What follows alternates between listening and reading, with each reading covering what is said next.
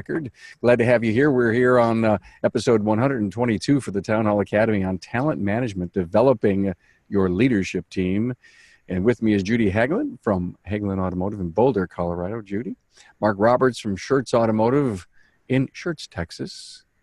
And most commonly, whenever I think of Mark Roberts, I think of the word serial entrepreneur. We may not get into that, but he is.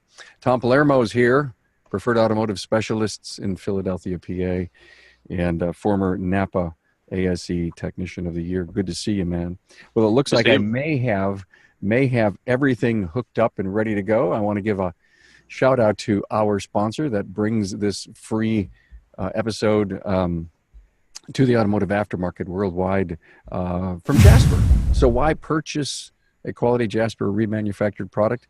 Well, frankly, if you distill it to the bottom line, it's their people. It's every Jasper associate is dedicated to high quality customer service, committed to excellence, professional, and has pride of ownership in a 100% associate-owned company. Now, if you get a chance to visit the plant, and I know they do a lot of tours, please partake in the visitation of Jasper over there in Jasper, Indiana. Visit jasperengines.com. Well, team, glad to have you here.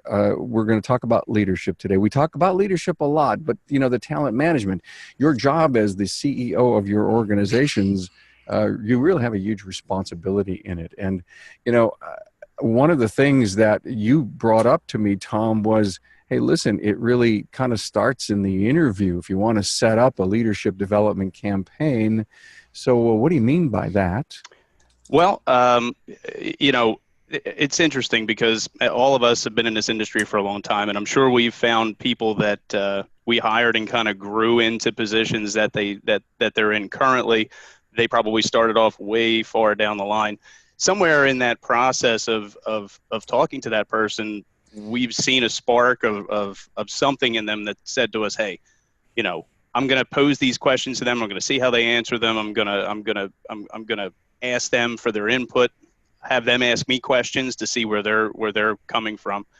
And when you can find an employee that kind of gels with you well and is able to answer those questions and really interact with you, you see you have somebody who has the potential to be in some form of a leadership capability. Doesn't have to be management. You can be a leader and not be in a management role.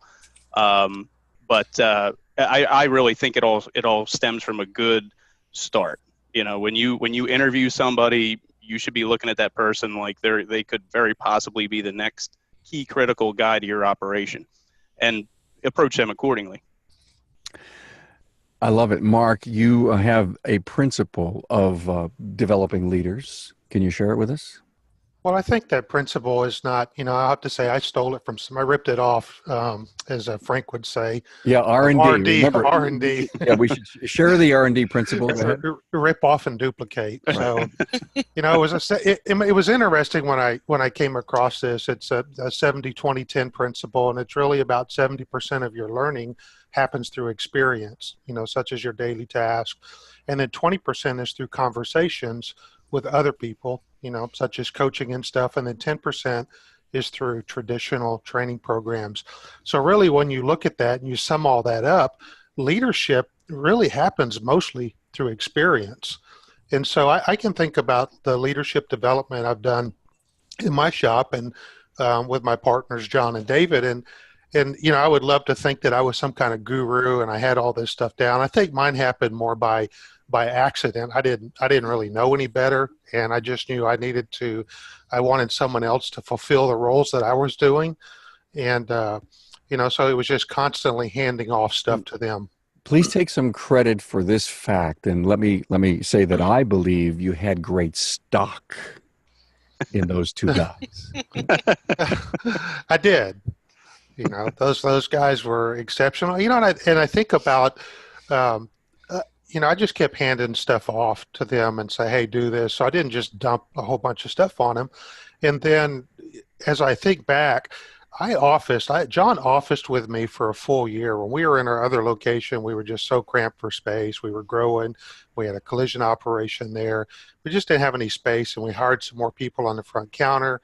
And so said, we don't have any place for you to go. So you know what, you just come in my office, we'll rearrange the desk and we'll just office together. And so, he heard every conversation, he heard every phone call, he heard everything, and just operated beside me for at least a year, and it was probably longer than that. Is that the leadership skill called osmosis?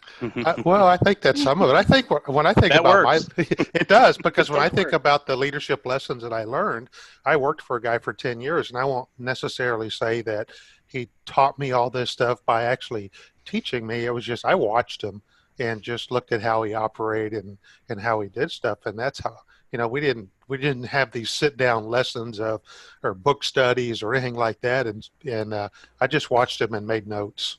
So you, I think, can really agree with that, Judy. The fact that you just want someone to observe. Right. It's in our shop. It's kind of lead by example, and you want to walk the talk. But that's how you create that culture in your shop, is by leading and doing it the right way, and showing them the way on every little detail or the big picture stuff. You have to really walk the talk every single day. That's that leading from the front kind of mentality, and that's critical, because when your employees see that you're willing to do exactly what you expect of them, the respect level goes through the roof. And if they know that you are capable of doing it, they know that you know what to expect of them. You know how long things should take. You know what's entailed in things that you delegate to them. So it keeps them kind of between the inner lane, so to speak, and off the sides there. But it also gives them a sense that, hey, I'm not alone. There's somebody here who will jump right in with me if they need to be, not micromanage or hold my hand through it, but actually get in there with me if they have to, and get dirty and do what has to get done to get the job done. It sounds like that's right in your wheelhouse, Judy. Yes, I think so. One of the ways that there's actually a couple ways that we can do that is one is the next step. Give them as you're working with them side by side, as you're showing them what's the next step for them to do, and what is that they can actually take on their own and make it their own, and you pass that responsibility on to them. I.e., if the floor is dirty and I go back and I'm pushing the broom, you make some kind of a comment, or you have a conversation to whoever's bay you're in and say, hey, you know what, I took care of this for you. Here's the broom. Where do you normally keep it? Same thing with the mop bucket. Is it clean today? Can I clean it for you? And make them aware that you've noticed. There's a broken window theory that we talk about, is when you go by a building and there's one broken window, not a big deal. Go by the next day or the next week and there's 2 or 3 broken windows. The next thing you know, you see somebody else throwing a rock at it, or somebody has graffiti. It becomes the norm. So that leading, as you say, from the front or by example, fix that broken window immediately, so that everybody knows that you've seen it, you've acknowledged it, and it's just not acceptable with that. It's amazing on this entire catalog of Remarkable Results Radio, over 550 episodes, 4 years in, that one of the founding principles of great leadership and running great companies is culture. And it seems that if you've got your culture and your values in place, Judy, you can leap and teach leadership from that. Is that what you guys are doing? Yes, we've kind of coined it the Hagelin way, and we have several core values and there's like 8 or 9 that we talk about. We have weekly meetings every Friday. We buy lunch, and we have either a training session. We talk about the values, talk about what went well, what do we need to work on as a team, and the core values. Basically, it says one of them is everything speaks, based on Disney, and that means that if there's a piece of trash, you pick it up. If it's dirty, if you walk by the customer within 5 feet, you say hello and greet them and make sure that everything's great. But when you create those core values, what you're really doing is creating comments and statements and a structure that changes behaviors for your employees. And it's the behaviors that you want. So when you create those core values or those comments or the inner structures, look at how are you looking at changing behavior. If you've got a dirty shop, or if you have a customer service issue, look at what can you put in that will change the behaviors, which then after everybody starts to adopt those behaviors and changes, then you have culture. And what I'd like to throw out is if you don't have a very good culture, the leaders in the shop, you need to do what? We need to be looking in the mirror for sure. Because that's 100%. That's what's going to change it. I'm inspired by what you just said, and here's what came to my mind. Have any of you ever just sat down with your team and either privately or in an open forum and said to an individual who does not have a leadership role, but then ask them, do you feel that you're a leader here in our business? Have you ever done that? Absolutely. Absolutely. You have to do that with all your employees, because really what you want is a lot of people out there that are willing to do what Judy was saying. You see something, if you see a piece of trash, pick it up. If you see something's broken, report it, fix it, do whatever you have to do. You want to have these eyes and ears, for lack of a better term, that are out there all moving towards the same goal, which was why I said in the beginning, a leader doesn't necessarily mean management. Okay. A leader could be someone on the shop floor who shows that they really care about the business and about the culture and about the people in the business. And, when you have people like that, just because they're not in a management position doesn't mean they don't have the ability to make decisions. You always have to have an open line of communication. If I have I have two people here actually that their entire job is maintenance on the shop, keeping the shop clean, making sure nothing's broken, fixing broken, that whole kind of appearance and, outward visibility kind of thing. I had just yesterday, he came to me, one of the gentlemen came to me and said, I'd like to take this piece of equipment and I want to move it over here and I want to secure this and I want to do this and I want to do that. I said, go for it. Now, if I didn't give him the ability to be able to come to me and make those kind of decisions, and this is somebody who's cleaning up, somebody on the outside might look at him and say, oh, well, he's just cleaning up. That guy at that point in time was the most important person in this organization. So being a leader doesn't mean being management. Let me just finish my point real quick. No, go great. I'm sorry. You have to have that kind of communication with your employees, because you'll head off so many problems. If you just let the reins loose a little bit and not feel like you have to control every single little thing that happens, you'd be surprised how many people rise to the task, take ownership, and improve your business for you, and then end up being key critical parts of your operation. And you can always tell if somebody's important when they're on vacation and you miss them. That's you've done a good job when somebody goes on vacation and you really, really miss them and you really wish they were there. So Tom, you mentioned a great point. We do one-on-one meetings with every one of our employees. So I'm assuming that you're doing something like that. And when you do have the one-on-one meetings, it's really what's working really well, what are you doing really well, what's your personal goals, and what's one or two things we can work on over the next week or 2 weeks. So that's that constant communication. Yeah. And one-on-ones, whatever you want to call it. We do a lot of those actually out in the bay for the technicians. It's at the toolbox. How's it going? What do you got? Are we moving forward? And what else can I help you with? Mm-hmm. That's one of the most important questions we ask is how can I help? Yeah.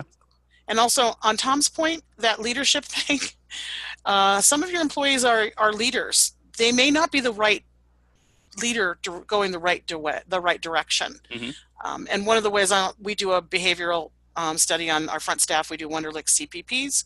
And in every interview we do what we call the bird test. 18 questions kind of does that, shows you kind of what behavior style they have. The disc test, they're all very familiar. And that way everybody in the shop knows who the other personalities are. And whether I'm an eagle, so I have a tendency where I can chew anybody up. I have to be very careful. Yeah. Doves are 60% of the population. Okay, yeah. These are claws, by the way. And these are Judy claws. And the feathers come out. Sometimes I'll have peacock feathers or dove feathers out, and they go, "Ooh, pull it back, babe." But the cool part about that is that if everybody knows what everybody's bird is at our shop, because we all know, if there's a dove, you don't go in and pounce. Right. You do it another way. But we also have doves are very good at covert hostility and changing your environment and your culture without you even knowing it, because they're really sweet. Mm-hmm. So knowing your people is so important, and having everybody else understand where everybody's at is so helpful. Yep, 100%. Yeah, I'd never heard the bird test. I'll have to look at that one. We do disc profiles, but going back to what Tom talked about is just allowing them to make decisions. I think that's there's actually a piece coming out in Ratchet Wrench this next month that one of my service writers wrote that was it was very difficult for him because we gave them so much leeway. And he's the guy that came up with the videos that we produce. He came up with the ideas, and it was always just, hey, that's a great idea, do it. That's your baby. And then it was frustrating for him because he would come with questions, and I'm like, that's your baby. You make the decision and do it. And he says, I'm just not used to being able to make decisions without having to get them cleared through management.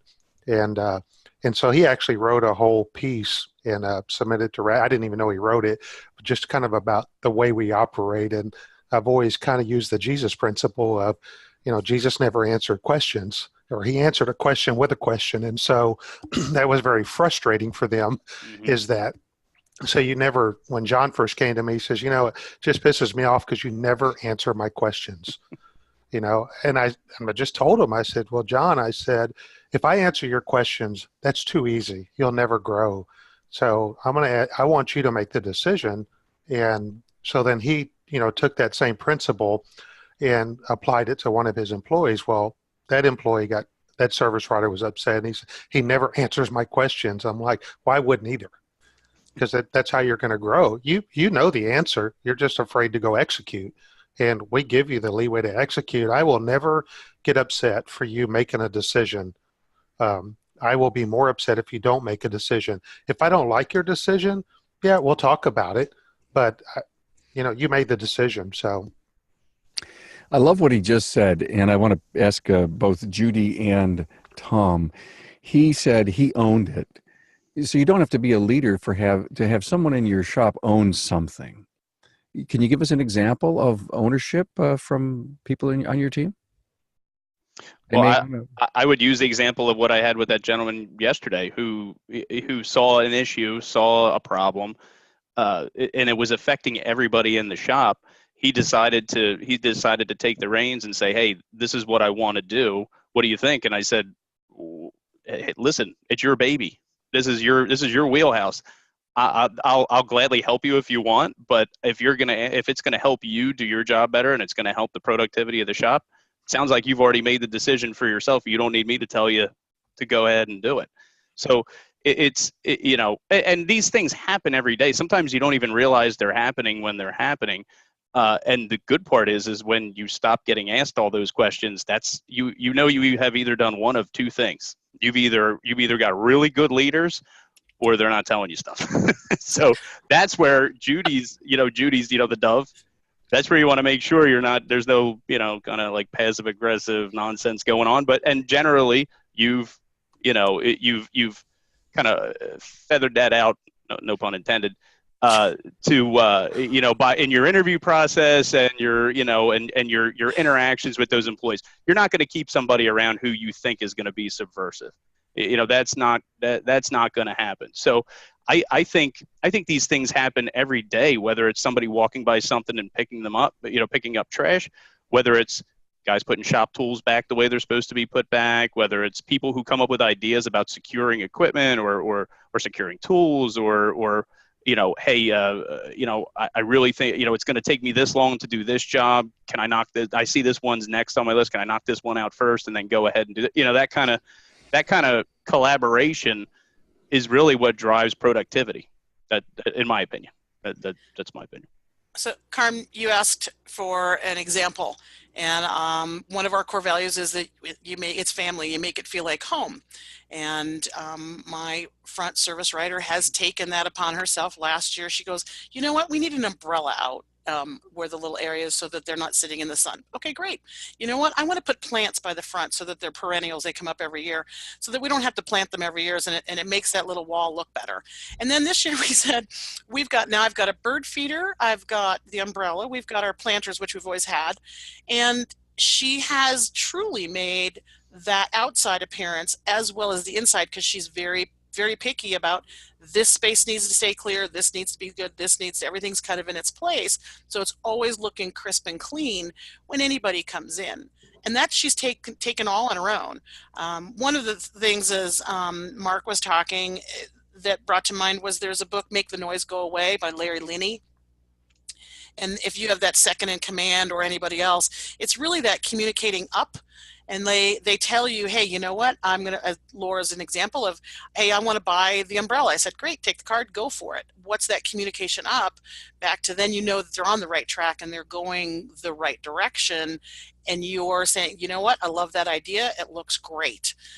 But you have to make sure that you give positive feedback. When we came back from our vacation last week, the plants she planted beforehand, I looked at them and went, ooh, are they ever going to go? And I came back and the pansies are like going crazy. Mm-hmm. So it's that positive feedback as well to keep everybody going on the same track. Judy, to your point, we just did a move about a year ago. So we moved from a one location that was small to a building that's about 3 times the size. So we had a lot of work to do. The place needed a ton of repairs. It was not well taken care of before we got here. But so we were working on the building, and my dad and I are here, figuring out what we're going to do, doing the big stuff. But just like what Judy was saying, our service manager, we let her basically design, with a little input from us. There were a few things we wanted to do, but we stayed out of it for the most part. Design our customer waiting area, and she did a fantastic job. And you know what the funny part is? She took and takes such ownership in it that we never have to worry about it. I never have to worry about whether the flowers look good, because she did the same thing, Judy. It's funny you're saying that's what brought it to my mind. The flowers look good. The floors are always clean. The rugs are vacuumed. Everything's in its place. The cookies are always stocked. The coffee's ready to go. All that stuff. Never, ever, ever have to worry about it. We did the same thing in the back with our service director. Hey, listen, here's how we would like to see vehicles flow in and out of the shop.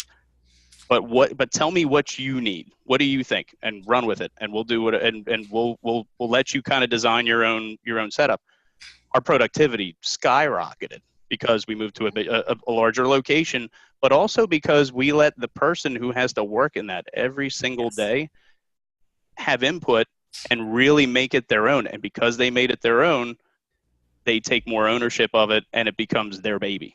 I tell my people, when I get out of the car every day, I put my foot on the ground. The first thing I do is I think I have 25 people working here. That means I have 25 employees to take care of and 25 families to take care of. The decisions I make and the decisions that other people make affect all those families. So we all need to work together. I can't do everything by myself. Neither can they. We have to work as a team. And the only way you're going to work as a team is if you have the right people in the right place doing the right thing, making the right decisions. Boy, he just said a mouthful there. I'm going to pause for just one moment, and I do want you guys to chime in on that. But I want to thank Judy Hagelin for being here from Hagelin Automotive in Boulder, Colorado. Mark Roberts, Shirts Automotive in Shirts, Texas, and Tom Palermo from Preferred Automotive Specialists in Philly. Hey, here's another reason to choose Jasper. It's their commitment to continuous improvement, their investment in research and development, product updates, and their remanufacturing process improvements. Means Jasper provides the perfect product. Visit jasperengines.com. Thanks for their continued support to make this a summit for the perpetual aftermarket student free for everyone. Okay. Wow. I will let you pick up on what Tom just said, but I also want to move into the mistake thing and how important mistakes are in developing leaders. Any comments on what was going on there with Tom? Go ahead, Judy. Well, I just, as Tom was talking, and then actually as one of your viewers has talked about the management and making the decision that way, what Tom probably has at his shop, and it's one thing that we have as well, it's that blameless problem solving. And those are three very powerful words when you put them together. It means that if someone comes up and says, I broke, blah, whatever it is, it's okay. It's part of doing business. But tell me before I need it the next time so that I'm not scrambling.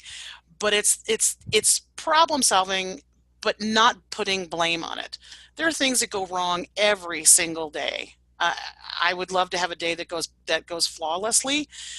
But if you rant and you rave and you say it's not my way or it's not this, then you're not creating that culture where everybody can share and be able to take ownership and feel safe and have a safe environment and work that way. And that's how you build the team. Yeah, I think when you look at one of Matt's comment and stuff about mistakes and stuff, I think that's just part of learning, is that you got to allow them to make mistakes. I can tell you that, I've made plenty of mistakes, and I can look back and John has made mistakes, and some of them were expensive mistakes, but they were great lessons to learn. And even we look at techs today, I see so many people that you can look in all the different forums, and, a tech makes a mistake and they're ready to fire them. And it's, they're going to grow through those mistakes, and hopefully they won't make them again. And we look at our industry, and I thought that was interesting. I was listening to Jim Collins speak at a different conference, and he talked about how everybody's complaining that there's not enough entry-level people coming into the business and stuff. And one of the things that he brought up, he says, well, if you look at the military and you look at all the people that are trying to get in the military, how many people the military turn away, and you go on an aircraft carrier, what's the average age of all those individuals running those and manning the planes and flying the planes? They're young individuals, and it's not that we have a shortage of qualified individuals. We have a shortage of employers that are willing to spend the time and the money to train these individuals.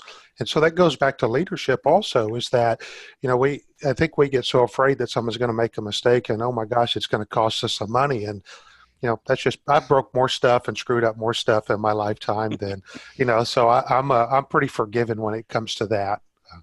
I think that, I think the important lesson to learn from this is that everybody makes mistakes. Listen, Judy and Mark both said, and I will fully admit that I have made some tremendous mistakes, actually comical mistakes in my life, in this business. It happens. That's how you learn. Mistakes aren't necessarily a bad thing. The key to what you want to do when somebody makes a mistake is you want to keep it transparent to the customer. So you can have policies and procedures in place that keep a technician, we'll use an example of a technician making a mistake. You can keep that transparent to the customer, not that you're lying to them, but that you're just making sure that they're not feeling any pain from that mistake. You can communicate it to them. Most people will understand. And Mark's point of young people coming into this industry, we don't want to get too far off in the weeds on this, because I'm sure that you probably had a few podcasts on this already, but we as an industry need to be willing to take these people and train them and teach them the right way to do things. And I have a few millennials working for me who are fantastic. The service manager that I was speaking about earlier, she's a millennial, and she fits absolutely zero of the stereotypes that are out there of a millennial. They can do it. You just have to be, at that point, you have to be the leader, and you have to say, we're going to take this person or these, these technicians or whoever it is, and we're going to bring them along into our family, and we're going to have them adapt to our way of thinking. And when they do, they'll be successful. And then you just keep doing it. You just keep doing it. And if you do it right, and if you do it long enough, you will find yourself with a really fantastic group of people. I mean, my employees, they're great people. I love them. They're my family. I mean, they really are family to me. If they have a problem, I have a problem. That's basically the way, the way we look at it. I'm sure Judy and Mark feel the same way about that. I care what happens to my employees, but I care because I'm not sitting on top of a mountain pointing down saying, you do this, you do that, you do this, you do that. I'm letting them make decisions, and I'm letting them have success on their own, so that I don't have the success, they have the success, and that motivates them to have more success. So Tom, I was going to say, Tom, I'd love to jump in on that because earlier we're talking about leadership here. And what you're saying is that you're letting them, basically you can take that as, okay, they're running the asylum and you don't have an asylum, you have a well-oiled machine, right. And you've obviously done something correct to lead them. Mm-hmm. So that goes back to what is your role in the shop? And if you are constantly in the back turning wrenches or selling service or in the mix in the business versus working on the business and really having that direction, that clear idea, if you weren't really leading your shop, you'd still be in your old facility. Right. So 100%. There's a job there as owners and a responsibility to our employees to do the absolute best we can and lead them where they can take those responsibilities and go from there. So leadership it's a job. I absolutely feel like that is so important that we understand you're leading the ship. And there are days that the Titanic, I swear there are icebergs out there everywhere. But if you know that where you're headed is where you're going to go, you just ping off the bergs and you just keep moving because you know where the end is. Mm-hmm. But I also think when you think about that leadership, and then, when you look at DISC profiles and look at, I can look at my own profile and really understood that really my right-hand guy, really my partner now, John, is much better at leading than I am. And he just, that's just his personality style. So really, once I recognize that, it's, hey, I'm going to let him run with it. We're going to come up with a plan, and then we're going to agree on it. But he's much better at executing that plan than I am. And so that was just something we learned through DISC profile. And I see that Jim had a comment on leadership development and about having a program, and we did that for a little while. I don't know what happened. I don't know if it just the holidays came and we stopped it, but we were meeting in the morning at 6:30 too, and we were actually using some curriculum at a Life Church. Craig Groeschel out of Life Church has a series, and it was just real quick 20-minute videos, and we would meet for a little while. We would discuss the video and stuff, and it was non-paid, and I was surprised at the people that showed up, and I think that's a fantastic tool to be able to do it. I just get I'm pretty protective of their time, and I don't want them doing anything in the evening. I don't want, shop stuff in the evening. I don't want shop stuff on the weekend, and it's just like I tell those guys, I want you with your families is really what I want. So it's it becomes difficult for me to say, hey, we're going to do this thing after hours. I want them home. So I do like the idea of starting early and, having a 30-minute or 40-minute just training session in the morning.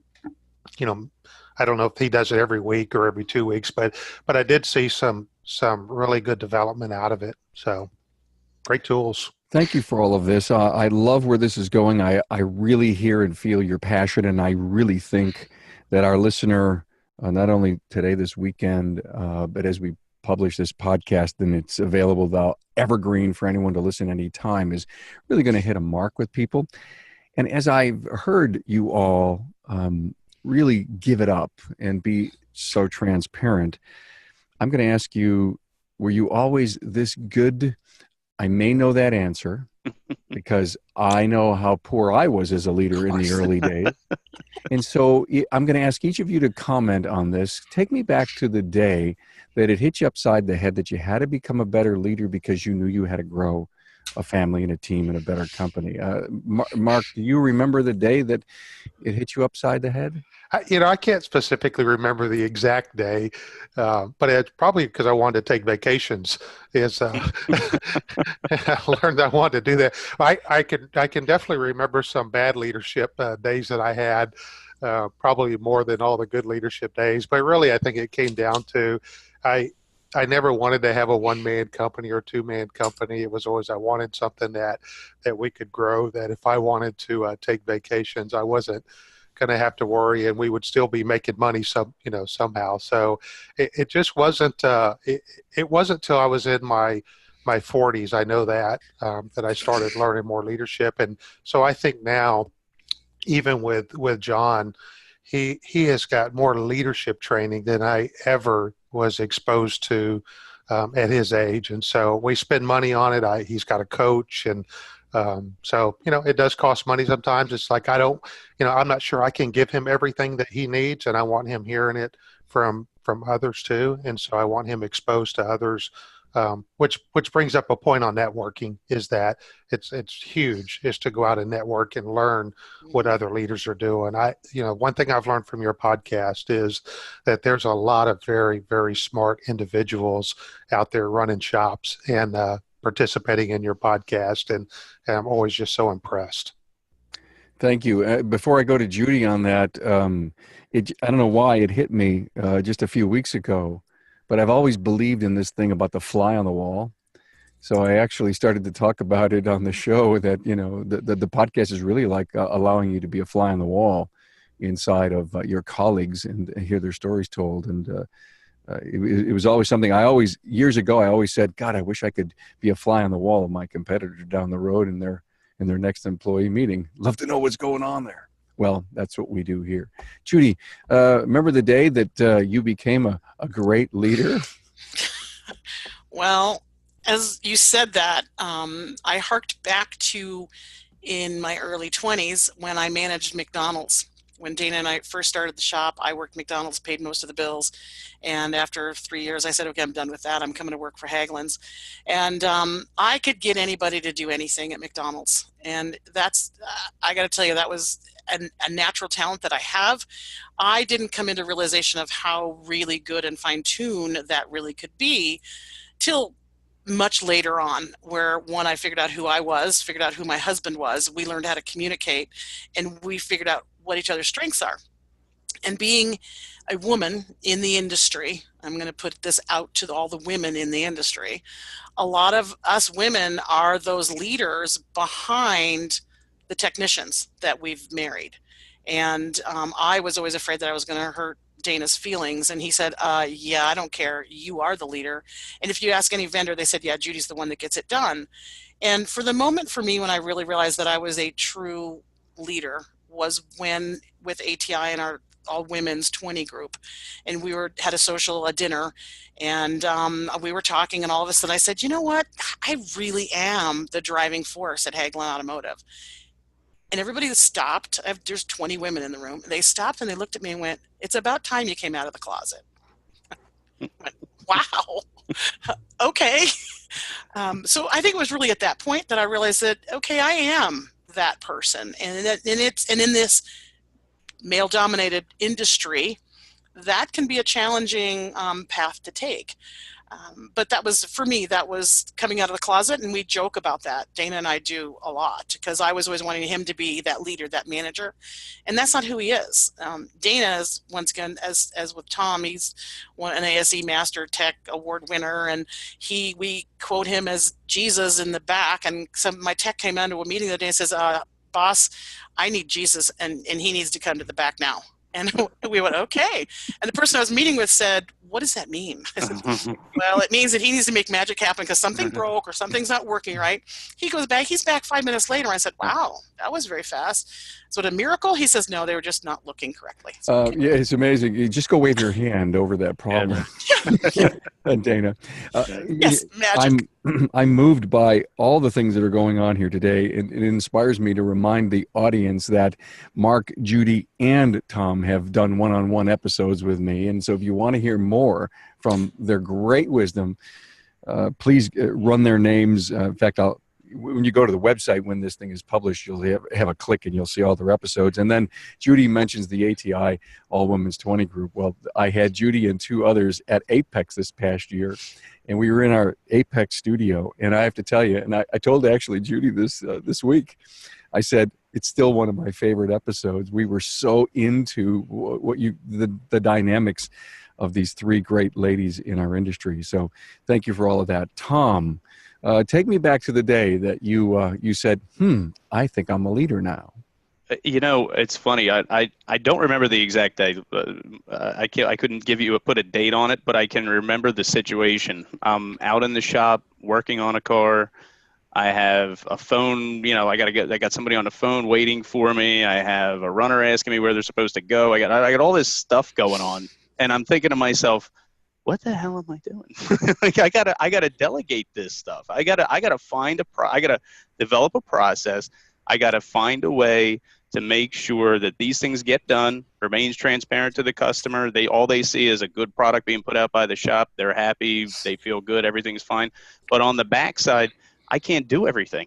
I have to delegate these tasks. I have to find a structure that works for us and works for our way of doing things, that will allow other people to make decisions. And that was probably, I'm going to say it was probably about 15 to 20 years ago.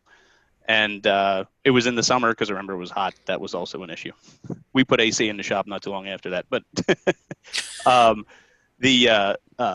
it was that realization that you can't do it all. You have to delegate. And if you want to delegate and be successful, you better have the right people in the right place to do it. Now, it's not like I just woke up one day and became a good leader. I made mistakes. There were times where I handled situations in ways that I probably shouldn't have, but everybody makes mistakes.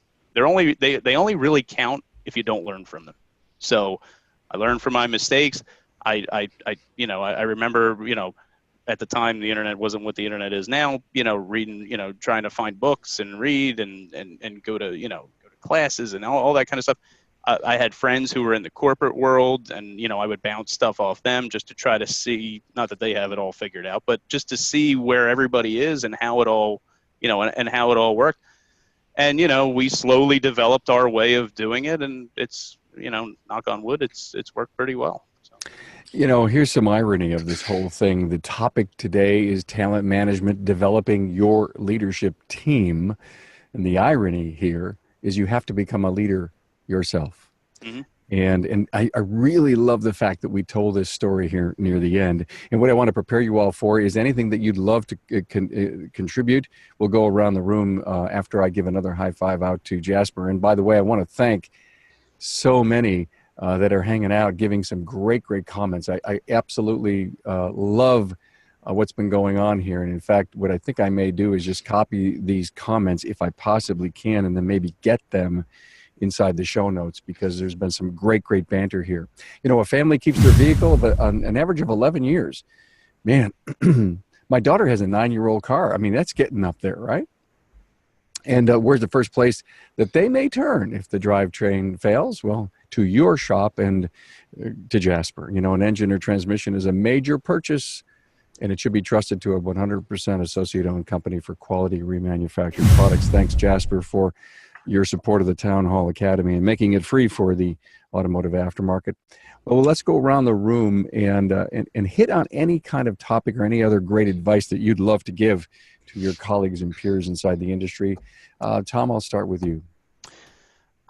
Two things. The first would be lead from the front.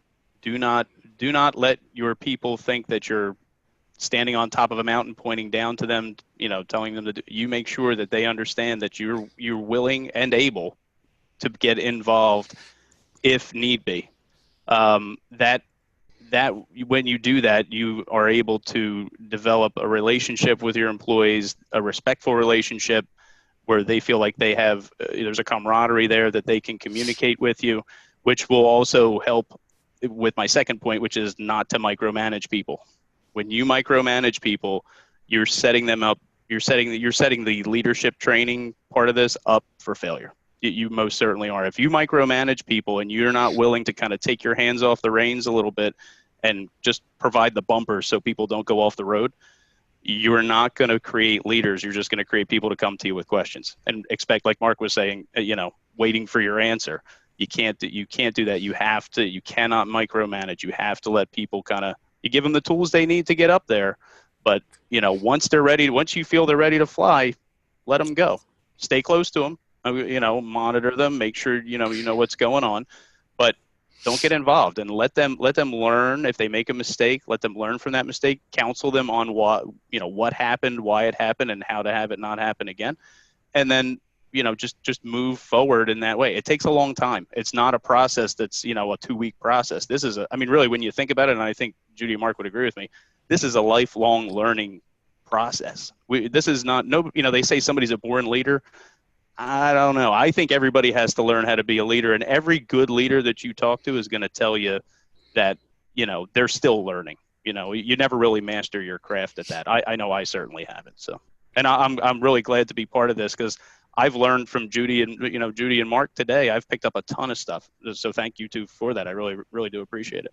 It always happens. It always happens. Mark, I remember you and I were, was it a vision, and we were doing it, and I think you were taking notes. I mean, everybody seems to be taking notes on what everyone else says. And so that's another great feeling for me that not only are we teaching the aftermarket, but our panelists are so willing to be, they're perpetual students. If not, you wouldn't be at the top of your craft right now.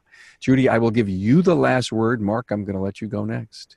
Okay. Well, I think I would echo Tom's comments about not micromanaging and you've got to delegate. I think, Andy Stanley said it best, is that as your organization grows, the dumber you get. And because you just don't know everything that happens. But I also believe it like they both said, is that this is an ongoing for anybody. Leadership training is ongoing, and obviously we have to work on ourselves before we can work on others. And I look at where I spend my time, and I spend quite a bit of time each month in training, and how do I become that better leader. And I've often told my techs and stuff is that when I was working in the shop, yes, I had headphones on most of the time. I wasn't listening to music. I was either listening to podcasts, how to be a better husband, how to be a better dad, how to be a better business owner. It was all educational stuff that I listened to, and it doesn't stop. And so sometimes a leadership training, you're going to have to put some resources behind it, and that's okay too. Is that we've got to be willing to put some resources, because it's really ultimately what we become is a resource provider. Just like Tom said, he had some guys that needed to do something, and he just, what do you need? So I can help you, and we become a resource provider to help them grow. Mark, I know you're really big on mentor and mentoring. Could you just give us a moment on that?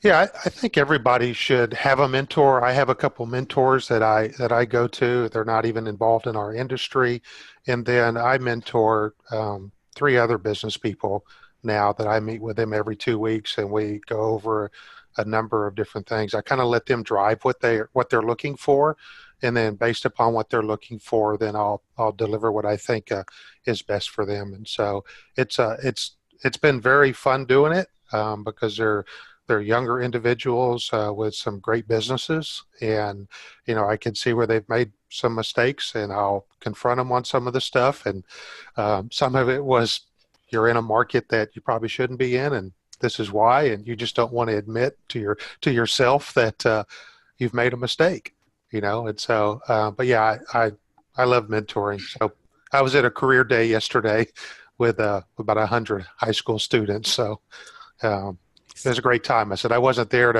to look to hire somebody. I was there to plant seeds, and I don't care if they're air conditioning people, diesel mechanics, or whatever. Just I was there just to talk about the industry and the opportunities that's out there. It's an exciting time for young people if for skills. That's for sure. If we help them understand the great opportunities that exist in this high-tech industry of ours. And a lot of interesting things have happened to me in the last 24 hours as it comes to youth, and I hope to maybe try to get a podcast out of it, or at least not a blog, about independent shop owners getting a co-op program at a post-secondary school. Really kind of cool things going on in my world. And when you mentor or teach, you also learn. And I think that's something we all have to understand. And I bet you that's one of the big things that happens with you. Yes. Yeah, I learn. So. Yeah, I know. Yeah. Super. Judy, you have the last word. Well, of course. Well, I have, there's a joke in there somewhere. Yeah. Oh my gosh. There is. If you know me, you absolutely get it. As I got to tell you, as Tom and Mark are talking, you're starting to say words, and I'm hearing them in my head. But as you're saying them, I'm thinking the exact same thing, and I love that. The fact that it's like, yep, oh yeah, I'm right there with you. So there's kind of 3 points. One, I think the most important thing is know your people. Know their strengths, know your strengths, and also it's okay to be wrong. We talked earlier about I'm an eagle, and I double, triple check everything because I don't like to be wrong. But there are times where I actually will be wrong because that's what needs to happen. You can't be practically Mary Poppins, practically perfect in every way. It's okay to make a mistake, and it's okay for your people to see that you've made a mistake. And how do you deal with that mistake is truly the lesson that you're teaching your people. Number two, Tom, you talked about. It's so funny. I'm sitting in my office as you're saying this. I'm going, yeah, I'm thinking in my office. That's where I was. But you're doing so many different things, and somebody comes up and says, can you order coffee? Really? Can I order the coffee? I can order the coffee. So what I created was my sticky note is my friend program. And every time somebody asked me, can you do this? Can you do that? Can you do this? Can you do that? Can you do this? And it was like, I can, but it's back to teach them how to fish. Don't just give them the food. So I would make a sticky note and I'd say, okay, coffee, who do I need to delegate that job to? Make sure they understand how they go online, where they go, and how do they get it. And I have to tell you, I haven't had to order coffee for several years now. Success. Yes, but along with, kind of as you said, who's keeping track, who's taking responsibility for whatever those jobs are. If something's broken or we need gloves this morning, we needed gloves, and I went, another sticky note, and I need to find out, so who's going to be ordering those gloves, because I haven't had to order them forever, but I'm actually filling in up front. So you need to know who you delegated to and how they can do it, so that it takes it off your plate, which allows you to one of the third points is that working on leadership and being a leader. We are with ATI, and we've been with them for over 12 years, and I've got a phenomenal coach, George Zeeks, and probably a lot of people know who George is out there. But one of the things that he has always said is you, as a leader, as an owner of the business, you need to take time every single day and or week to think. And that means that you go in your office, you close the door, or on your drive. And that's not even in your drive home. It's really that you're in your office, and that's a job that needs to be on your calendar and your schedule, and you're thinking. You are thinking, and or as Mark said, you're training, you're learning something. But that time to think, you clear your head out of all the other problems or whatever, and you say, okay, are we on track? Are we going the right way? What else do we need to be doing? And in my life, I'm always looking to improve. What's the next step, and where do we need to be going? So take time to think. Wow. Good stuff, everyone. Inspiring Town Hall Academy today. Talent management, developing your leadership team was our topic. And Judy Hagelin was here from Hagelin Automotive, Boulder, Colorado. Mark Roberts, Shirts Automotive, Shirts, Texas. And Tom Palermo, Preferred Automotive Specialists, Philadelphia. Great weekend, everyone.